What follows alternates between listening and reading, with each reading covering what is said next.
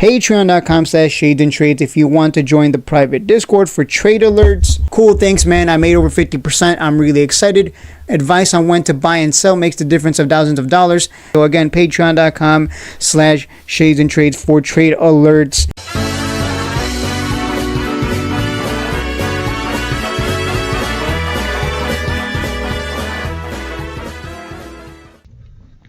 How does D-Wave make money?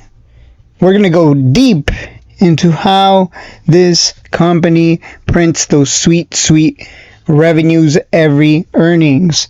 All right, so if you guys have been following the channel now, you've noticed that I've been going a little deeper behind the numbers, behind the financials, behind the revenues. How do they make money? How? We know they make money. How? Right? We never dig deeper. Yeah, we look at the charts. Yeah, we go deep into the charts, but that doesn't tell the full story. So let's go on with this sweet presentation here. Let's see what we have to bring to the table here with regards to D-Wave's potential. So I think, guys, I'm not even kidding right now. I think it's ready to go to 50. We might get a pullback, but in the meantime, I would expect a breakout above 30 to 40 and then pull back at some point. We can't go up forever. At some point, we're going to pull back.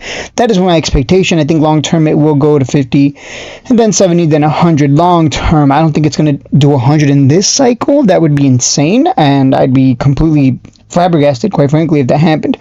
But quantum computing for complex optimization problems like global supply chains, right?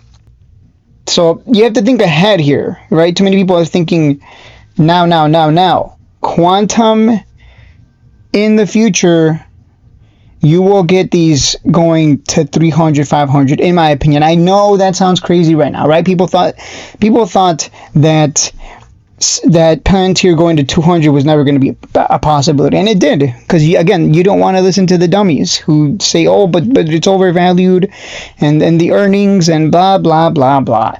Look, stick to your gut. I'm telling you right now, IonQ 100 plus, Qbts, I think it gets to 100 at some point. I don't think it's going to do it this cycle, because it's a cheaper stock, so it's not going to make that. I mean, I would be shocked if it did.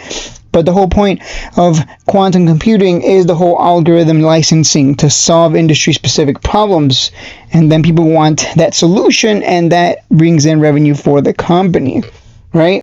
All right, we know that they generate revenue. They generate revenue through quantum computing as a service, right? Not software as a service, quantum computing as a service, right? It's very different.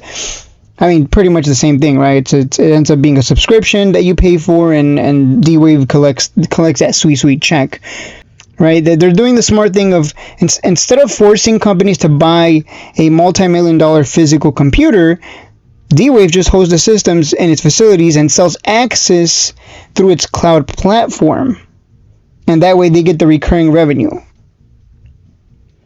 Again, they're thinking long term. How are we going to continue to bring in that dough, right? How are we going to continue to bring in that money? Sure, I run a Discord. If I could sell a permanent membership, right? I could, for $500, you get a permanent membership into the Discord, no monthly recurring cost to you. You just pay $500 lump sum and you're in for life, right? I could do that. But you know what's sweeter? That sweet subscription revenue. I'll make more off of you because you are paying monthly.